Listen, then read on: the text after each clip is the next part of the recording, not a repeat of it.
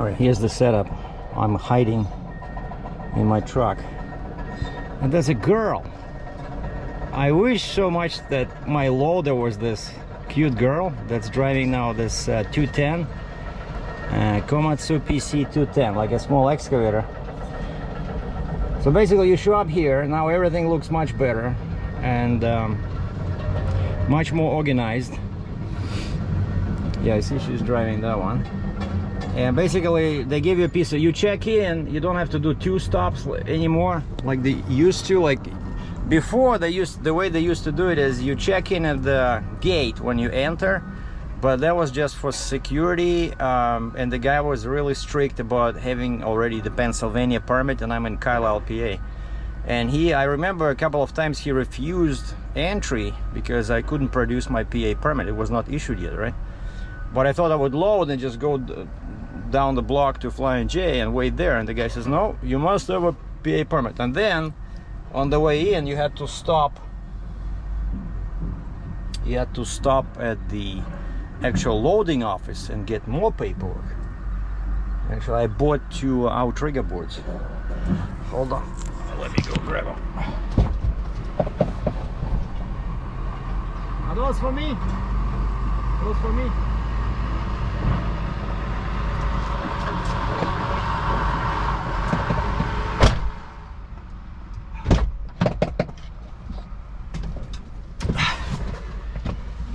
These outrigger boards are so heavy. They're actually much heavier than I was still recording here. They're much heavier than my other hardwood floor. And this guy here next to me, he has some kind of weird, very weird trailer. I think it's from Europe, because it has all kinds of like very unusual, you know, unusual setup. It has like so much hydraulics. I went in because I know somebody told me in Europe they have these super, of course, you know, people ask me why I didn't buy something like this. Well, you know, it's like, why would you buy a gold spoon to dispense sugar in your tea or something, or coffee, right? You just go with something reasonable, right? But these trailers from Europe, they cost literally an arm and a leg. You know, you have to sell a kidney. So basically, why pay $500,000 where you can pay $100,000? Actually, my trailer, it's now it's worth its weight in gold, because I mentioned this before. So back when I was buying it, this trailer, but with 4 axles. You see, now I only have 3. Because like this load I'm picking up, it's a Hyundai 235, so it's only 55,000 pounds. Like this guy, that's a bigger machine, 350, so that's like probably 35 tons. I'm thinking like 80,000 pounds.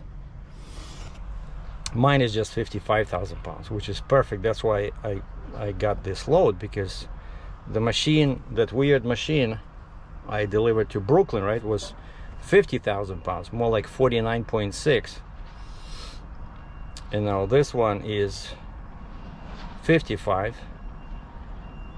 But this guy, man, so he has a single axle Jeep, and basically looks like his trailer is mechanical. Maybe not, I don't know, but basically he had to separate from the trailer, and the guy unloaded his single axle Jeep. So here's a situation, right? So the guy spends, I'm positive, like $500,000 on a trailer, but he has a regular 3-axle truck, and by 3-axle I mean that's all axles, right? Steer and tandem drives. And so now he is wasting his time with a single axle Jeep. And where that can come in handy, I cannot see his license plate, unless he's from Western Canada. Because that's the only place where single axle Jeep would be useful, as opposed to lift axle like I have, right? Because they don't recognize lift axles on trucks. On trailers now they do, but not on trucks. And so a single axle Jeep would be cool, except I was thinking about this. you know, maybe buying a single axle Jeep instead of a tandem Jeep. But the problem with the single axle Jeep is you have to buy them together with the trailer, because otherwise the single axle Jeep, that guy has my paperwork. So he brought me the 2 trigger boards, and he says he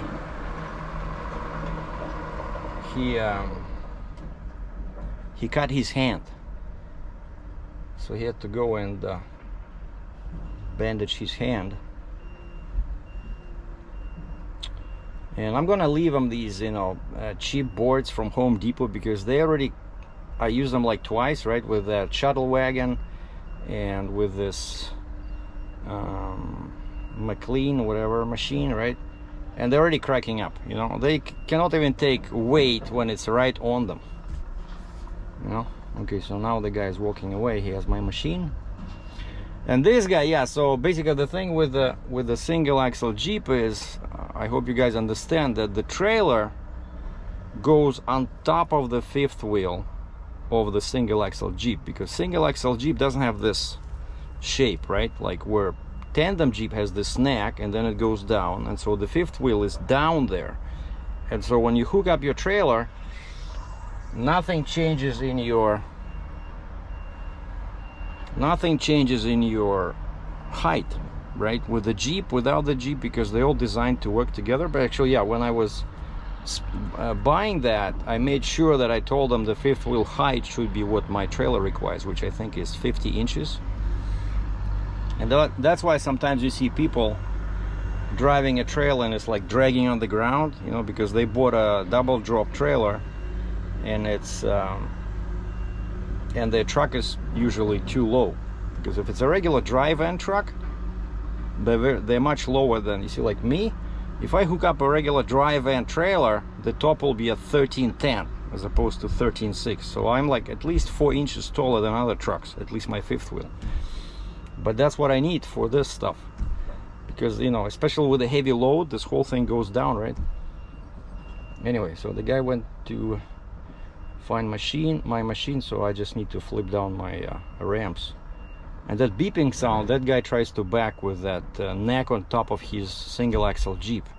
And so yeah, the single axle Jeep, you have to buy them together with the trailer, because then they make the trailer lower, right, specifically designed for the single axle Jeep. So even when it goes on top of the fifth wheel on the Jeep, it's still normal height like what I have. But then what do you do when you don't need the Jeep, you know? So I don't like this single axle Jeeps, I'm telling you. Like, I have a tandem Jeep, nobody punishes me, because of course it's longer, right?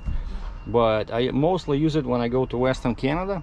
In Western Canada, they don't care if it's single axle or tandem axle Jeep. I don't need any pilots. I think over there it's 120 feet. Then you need a pilot. But I'm 107, more like 108 or 109 probably now, because the Jeep, remember they changed my Jeep, right? They made it longer. Shall I go help that guy? Well, I think you better learn, because okay, now there's people here, but sometimes you have to back and there's nobody helping. But imagine, right, so he has a neck on a single axle Jeep, and so everything moves, right? It's kind of like, for me, when I try to, that's why I don't like disconnecting the neck when I have the Jeep, right? I usually prefer to pull the Jeep out and then go under with the truck, because this way it's much easier to reconnect. Let's say when I'm, you know, dropping off something, I know that I'm not gonna need the Jeep. Man, like the clearance is over there. I think his neck is too low. Can he raise it? Maybe it's mechanical, I don't know. Like, very weird trailer. Anyway, I'll go get ready. You guys enjoy. You see how I parked creatively? I hope these guys don't say anything. But the cool thing about this place is once you load, you put a couple of chains on, and then there's a wash in here right on the property. So you go through the wash, they wash you, and then you stop for inspection. After the wash, the guy takes pictures and he gives you your final paperwork. And then last stop is at the gate, because the gate is closed, right, with a barrier, so you have to show them the paperwork. And the lady said, just show it, you can show it to me through the window. Okay, I'll go get ready. Oh, I think that's my machine on the left there. It should not be a very big machine. And also it's what I like about it, it's a compact radius machine, like CR. So the body should be pretty small, but it's still heavy. It's still 55,000 pounds. All right, enjoy the view. Grab your beer, grab your popcorn, whatever you have there. Snug next to your boyfriend or girlfriend. Captain Sergei is hard at work.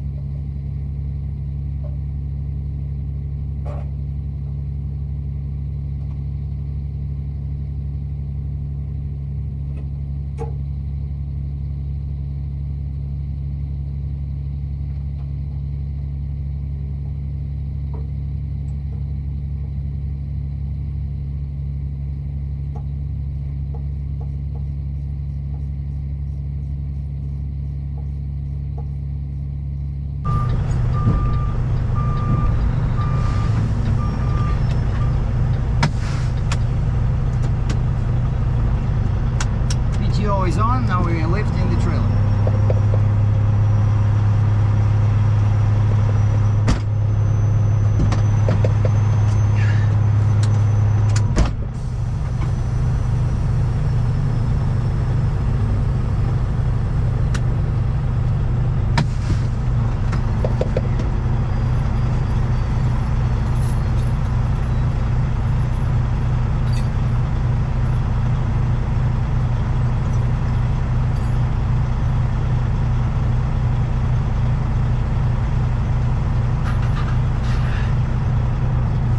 My hoses from the trailer, the air hoses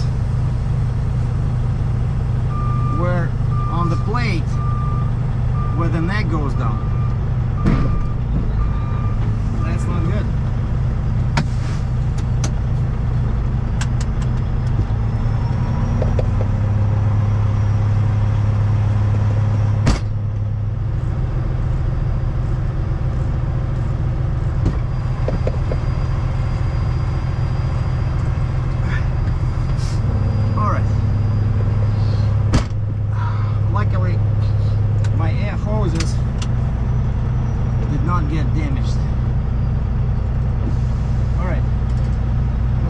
зупинка.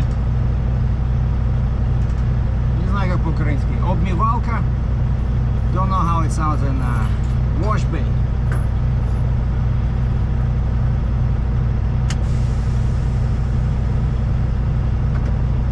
Yeah, but I closed the window. Now, but now it says plus 18.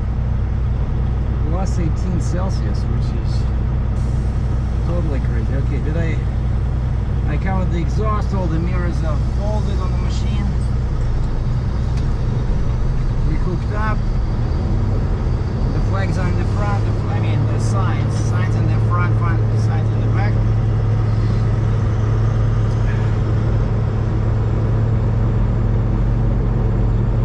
And I don't want to put too many chains because once the guy starts washing, all the dirt will fly on the binders and will mess them up.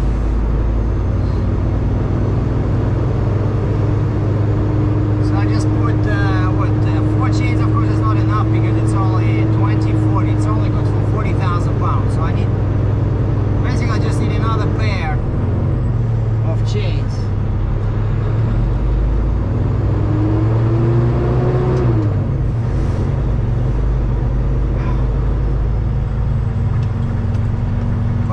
Put 4, like 2 pairs, you know, on the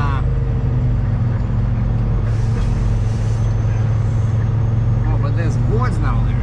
Okay, well I'll figure something out. The problem with when you put chains on the tracks, you know, like how I usually do it with going straight down, is that when you have our trigger boards, you start lifting your trigger boards, you know.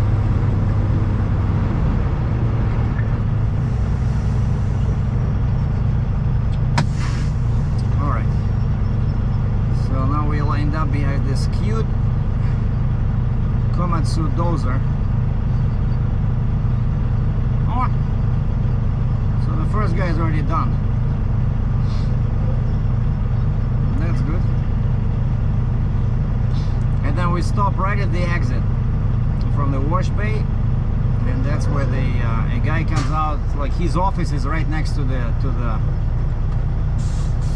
wash bay.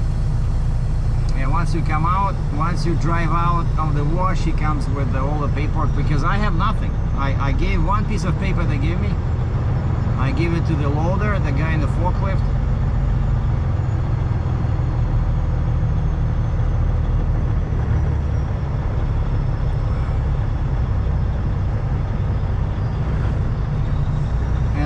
That there's a big hill in here, so I raised the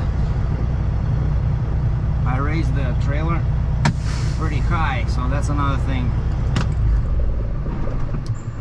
I'll have to do. Hold on, we're gonna wash, since I cannot show you how he's gonna wash my truck.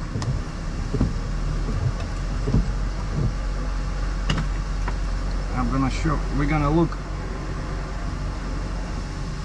how he's washing the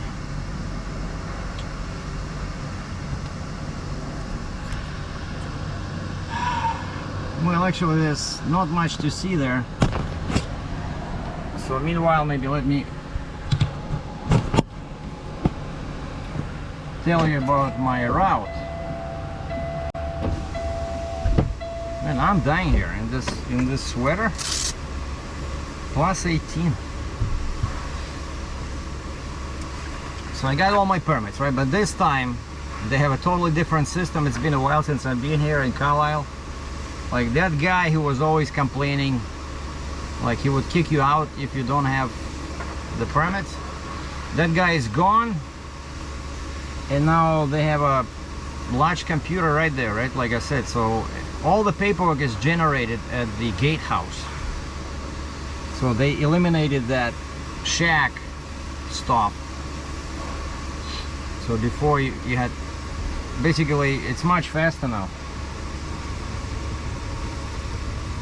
And our trigger boards here are the cheapest and very nice quality, and they only charge $3.50 a foot, $3.50 a foot. So I bought 2 boards, a real hardwood, I measured my other outrigger boards. I know my other like 8.5 feet, because you know you have to make sure they don't go in front of the outrigger, right? You have to make, like, usually I put one board on 5 outriggers, and so they have to stick out a little bit, right? On it, so that's what my length is, and the ones I'm using now is 8 feet 6 inches. And when I put them on these 5 outriggers, only like this much of the board is outside of the outrigger, which is not very good, right? And so I told them, give me two boards 9 feet long, because they can cut them. They say they come in 12-foot length. So last time I was here, I think I asked them to make them 6 feet long, thinking it would be easier to carry, and then I discovered that 6 feet did not work very well with the outriggers, right? Basically, you need to measure your outriggers, and this way you will know how much, you know, either you use 4 outriggers or you use 5, right? Or maybe you use 3. You know, that will determine, that's how you choose the outrigger boards. Very important, you know, don't just go by something that people say, oh, you need this, you need that. Just look at your outriggers and, you know, figure out where you want the boards to be. In my case, 8 feet 6 inches or 9 feet works perfect. But these are very nice. So $3.50 a foot. So that's how they charge you. 3.5 times 9 times 2 boards plus tax. I think I paid like 65 bucks US for 2 boards. It's very good. Trust me. It's and plus here they have them, right? And they can cut them any length. You don't have to go and search for a guy with a big saw, you know. Because once I got some boards somewhere, somebody gave me big blocks. Some shipper, I was loading something, and he gave me big blocks.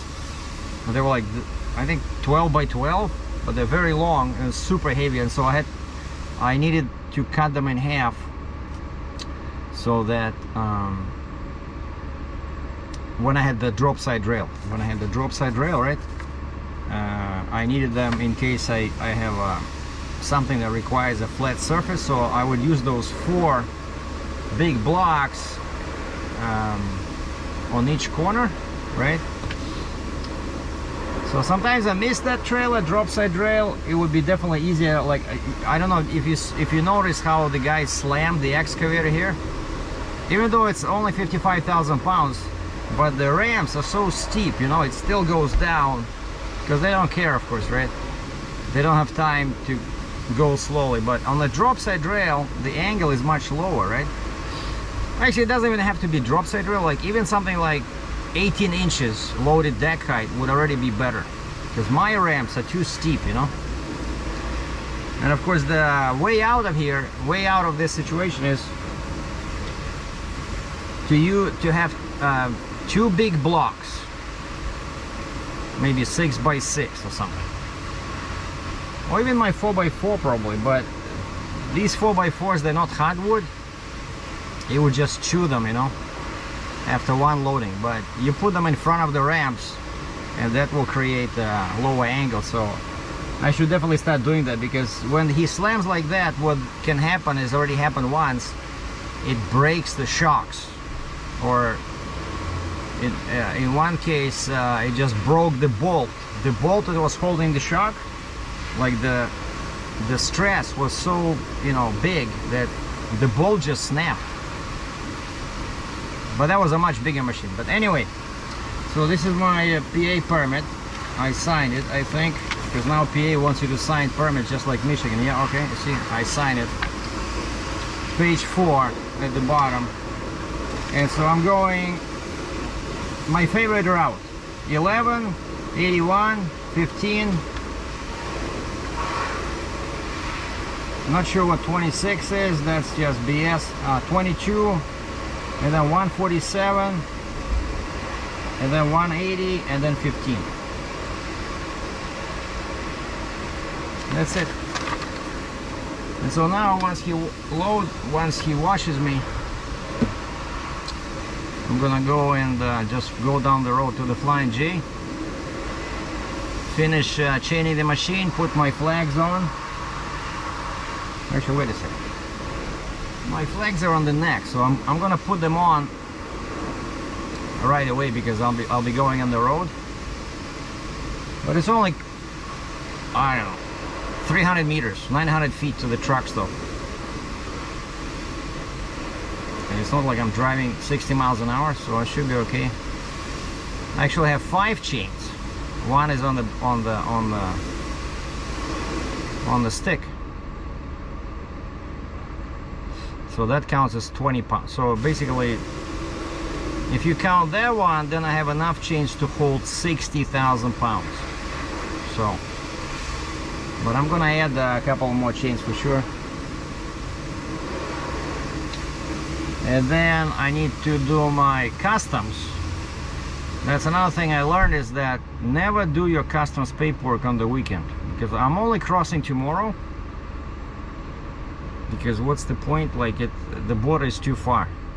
But now today I'm gonna take it easy because I already drove 3 hours here from Colombia. It was a bit challenging because I left like at 7 o'clock. It was, no, at 6:30. It was dark as heck, and it was foggy, very foggy. And GPS sent me on Highway 611. It was a nightmare, you know, like this at night when you cannot see anything. Night plus fog. Speed limit 35 miles an hour. But eventually I made it to, I think, 33, US 33, then US 22, and then finally it became 33 was already divided highway, then 22, and then it merged with I-78, and then I-81. All right, my turn. The dozer is leaving the building.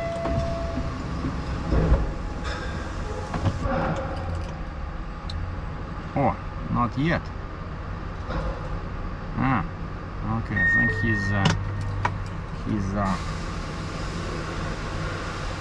his hose was not long enough, so he told the guy to move the dozer. Anyway, very good day today for loading, right? So it's not cold, it's not too hot. But yeah, so I drove. I thought at first to do it yesterday, but then I said screw this. So yesterday instead I called an Uber, and I went visited that gray market camera store.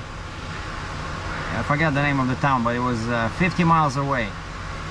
So Uber was 70 bucks, and the camera guy said he'll give me $50 credit for that. Because I asked him, I said, hey, can you bring the camera? Because I was buying a camera. So can you do a delivery? I said, stupid question, but just in case. I'm 50 miles away. I don't want to drive my truck, semi-truck, you know, in New Jersey. And then I'm afraid to leave my trailer, you know, this. I said, do you do any deliveries by any chance? He says, no. But he says, I'll give you 50 bucks off. So I called an Uber, a very nice guy, Adrian. Like almost like Russian name, but I could feel that he had a slight Spanish accent, so we started chatting. I told him about my work. I told him he definitely has to quit Uber and become a pilot car driver. You know, I'm always thinking how other people can make more money. So I said, Adrian, you want me to give you a tip on how to make more money than with Uber? Because he said they paid about 60%. So let's say my whole trip was, even though one way was 70 bucks, but when I added the stop to take me back, instead of 140, it became 110. And so I asked him, I said, so what are you getting? Like 60%, like 65 bucks from this? He says, yeah. So 65 bucks, and he drove 50 miles one way, 50 miles back, and waited for me there for 20 minutes. Of course, I gave him a tip. Gave him 10 bucks, and I said, if you become a pilot car driver, you can make $1.50 a mile. So for this 100 miles, you would make 150 bucks instead of 65, you know. And he became really interested, and he said, oh, I gotta look into that. I explained to him what pilot car drivers do, and I said, he lives in New Jersey. I said, you live next to Newark Port, Brooklyn Port, and Baltimore Port is 170 miles away. So I said, you're in a good position, because big loads come by ship, you know, sometimes they need pilots, right, if it's too big or too long. So I hope he'll follow up on that. But anyway, and so I told the guy what I want on the phone, the camera guy, right? And their price is like for a gray model Nikon camera, but they're very reliable, but no warranty. And because of that, it's 500 US cheaper than at a Nikon retail store, right? But I don't care. I had it before. I bought many cameras and lenses from this guy. They all worked fine. But basically, I go there and I said, okay, I want, hold on. Hello, Sergei. Megan? There's no Megan here. Okay. Megan. I wanted to say something funny, you know, like Megan left for lunch or something. Oh, Megan is busy. She cannot speak right now. But anyway, this guy pulled a fast one on me, you know, because he has different prices and he's always pushing warranty. Like he has a contract with a third-party provider, you know, like they have warranty providers, you know, like for car, right? You can buy extended warranty from a third party, which is not a very good idea, but it's better than nothing, right? And so this guy was pushing that thing, and he says it's let's say the camera without warranty is 2,300 bucks. With warranty, it's 2,600, which is still $200 cheaper than at B&H, but $200 is not such a big deal, right? So then if I were to pay 2,600, I would just go to B&H, you know. But unfortunately, B&H was in New York City, 60 miles away. So, and I just wanted to take Uber or go over there. Turns out, for some reason, B&H was closed on Thursday. It was probably some Jewish holiday, because these guys who run B&H, they're very religious. So they observe all Jewish holidays. I think they close on Saturdays, but they open on Sundays. Like they have very weird schedule. And so this guy was closed and he was open. And so I told him, I said, yeah, I don't need any warranty. Just give me the cheapest package. That's 2,300 bucks. He didn't say anything. I said, I'm coming at 3 o'clock. I said, I got the Uber. Okay. I'm coming there, and he shows me the camera, exactly the one I want. And he says, $2,600. I said, what are you talking about? Oh, this is the multi-language camera, kind of like with the updated menus. He says this one is from Europe, because that's the deal, right? Gray market means that it was designed for the different market, like Australia, New Zealand, you know, Europe, China, whatever. And then they buy it and bring it here, so they're not official Nikon dealer, but it's not against the law, right? So anybody can buy a camera abroad. But this guy says, no, this particular camera already has like multi-language setup. Started giving me this BS. He says, and I can give you, asking for that little prong that you attach to the charger, because if you buy the cheapest one, it comes with a cable. You have to connect the cable to the charger, which just I don't like that. Whereas instead, regular Nikon cameras in the States and Canada, they come with that little prong, you know, you hook it up to the charger and you just put it flush against the outlet, right? So no cables, way better. And this guy says, I'll give you this little prong in here, even though it's not included. I said, that's 20 bucks on Amazon, Canadian, so it's like 15 US. And he says, okay, I'll give you so what did he sell it to me for? I think he sold it to me for $2,500, no warranty. And he says, if you decide to get warranty, just call me and pay me $100 with the same Visa, and I'll give you the warranty. But I said, why you cannot buy the cheaper one? He says, well, because those are in the warehouse. Like, I mean, that's cheating, you know. A guy drives from 50 miles away, and I dealt with this guy before, but he was always trying to push a more expensive model. I remember I was buying a Canon R I bought from him, and he says, if you pay me $200 more, I'll give you the real American version where it says USA on the box. Like, he's always pushing, you know. He advertises cheap prices, so attracts attention, and then when people call or email or whatever, he tries to upsell, you know. I'm not sure I want to deal with him again, but anyway, so So I said, okay, where's the warehouse? Can we go to the warehouse? He says, no. He says, warehouse only does shipping. Like when you buy from the website, and you know, when we ship to you. And I don't want to get it shipped, because then if he ships to Canada, there's a bunch of duties and taxes. They always charge you much higher than if I bring it myself across the border.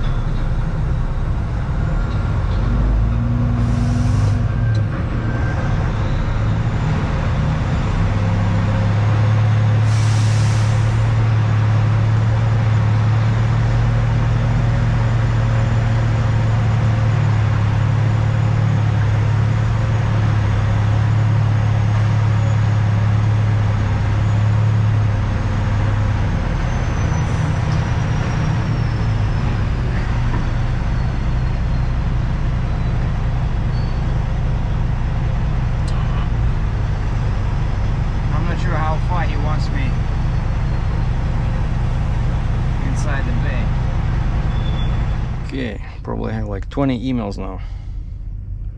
1, 2, 3, 4, 5, 6, 7, 8.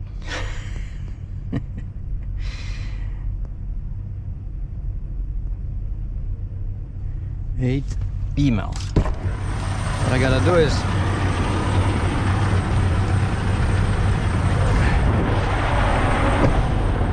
I gotta take a couple of pictures.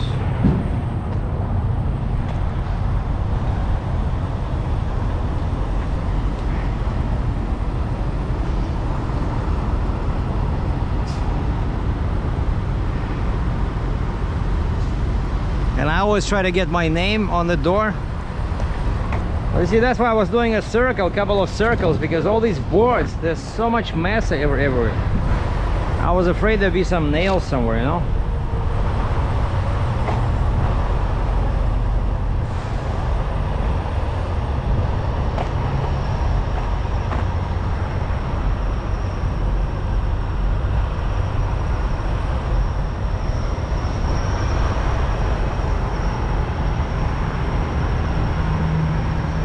Alright, so now I just send a message to my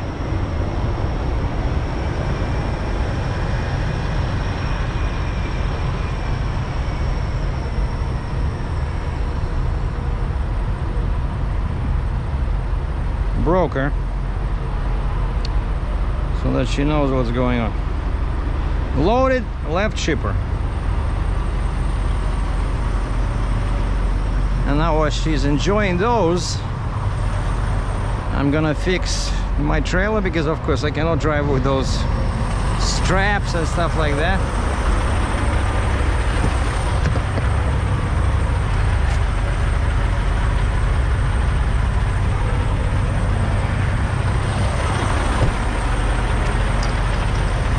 And I gotta secure the boards. I see, these are the ones I got from the shipper. Very nice.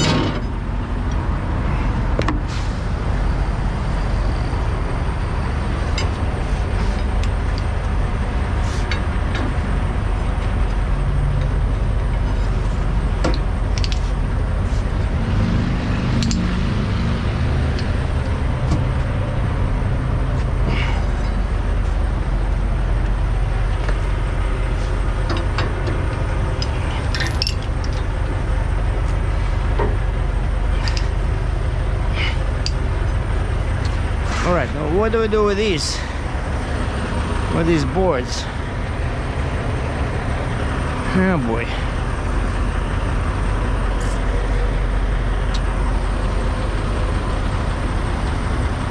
have to put it across here. But that was 9 feet, so it's definitely taller, I mean wider than my trailer.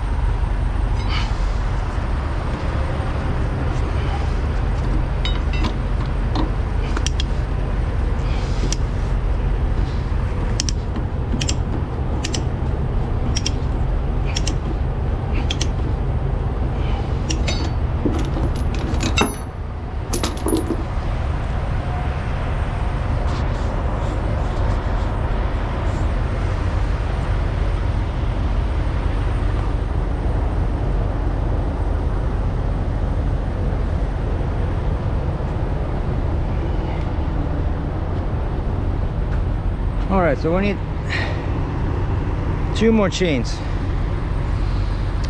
Where shall we put them?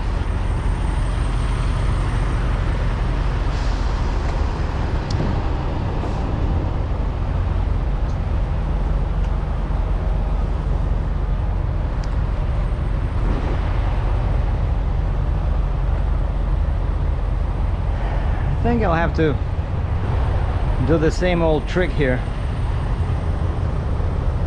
because my D-rings are right there.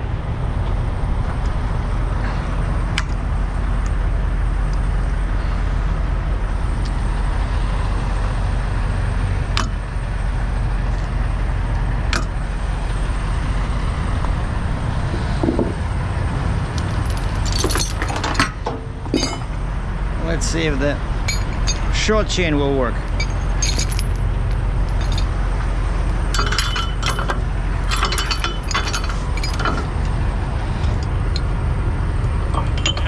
Look at that.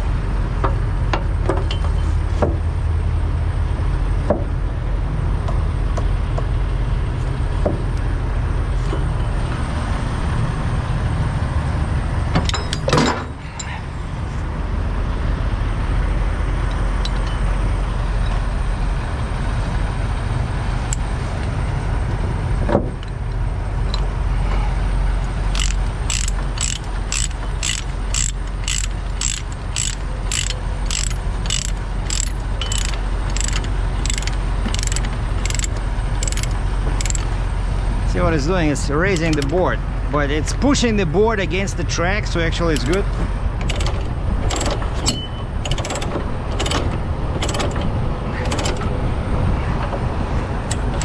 Give me back my glove.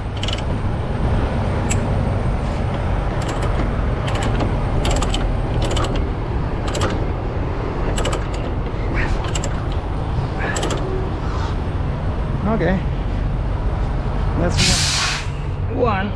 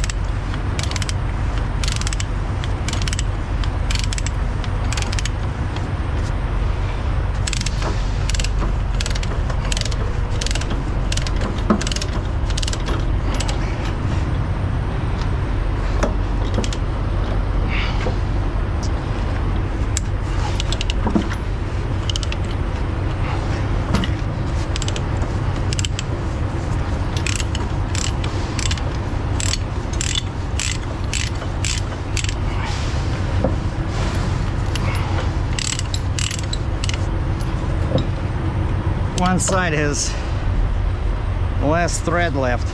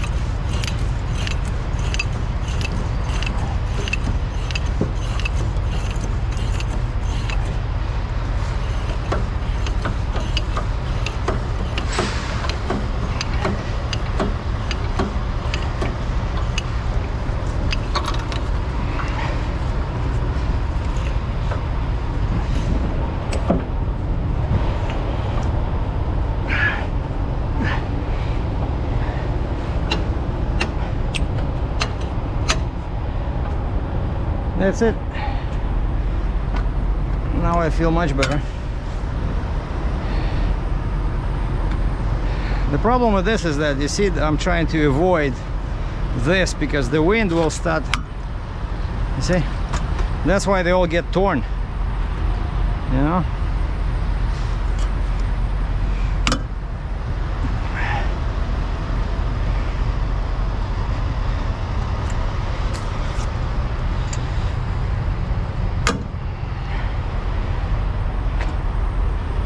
Okay, so now the last thing I gotta do is tie down the timbers.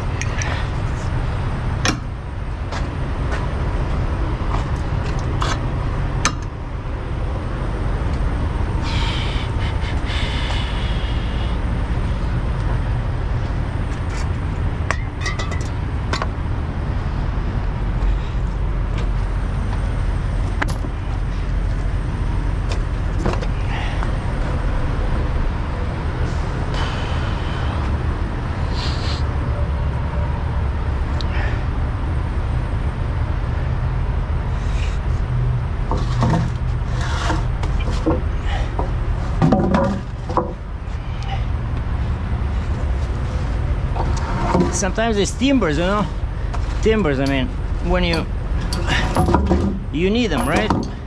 Like, I don't want to throw away these 4x4s, and I just got this one. But tying them down, man, it's a pain in the butt. So what I'm gonna do now is I'll just push them forward. If I can untangle this mess over here.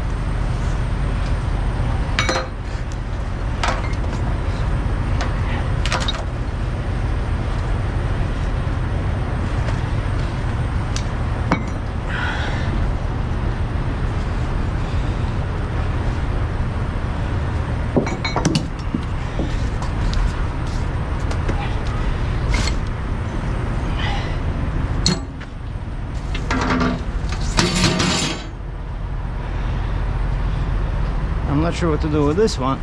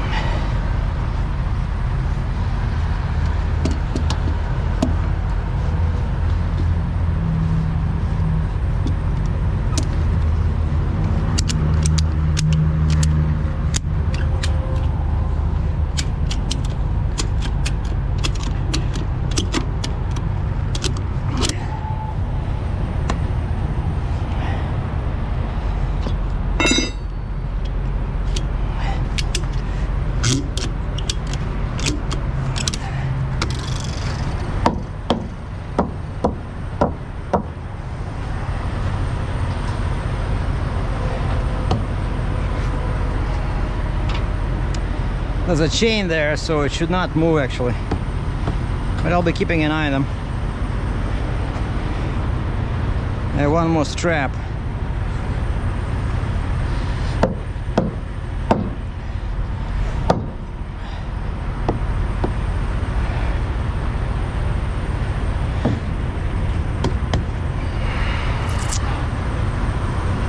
Alright, that's it. I think I'm good. Now it's just time to... I'm ready to rock and roll. Just need to go grab something to eat and file my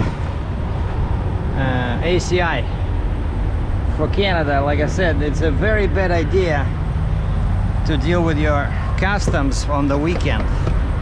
And today's Friday, so tomorrow's naturally Saturday.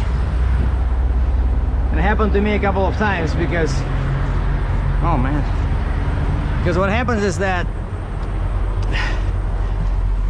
like the big brokers, I'm talking about customs brokers, the big customs brokers, they open pretty much 24/7, but smaller ones only work Monday through Friday. So if there's a problem, you know, and you're doing all your filings on Saturday or Sunday, there's nobody will help you, and then you have to argue with a freight broker about detention. And of course he or she would say, so why did you not do it during the week? And I remember when I worked for Premium Ventures, that guy Jeff was always after us. Make sure you file all customs during business hours.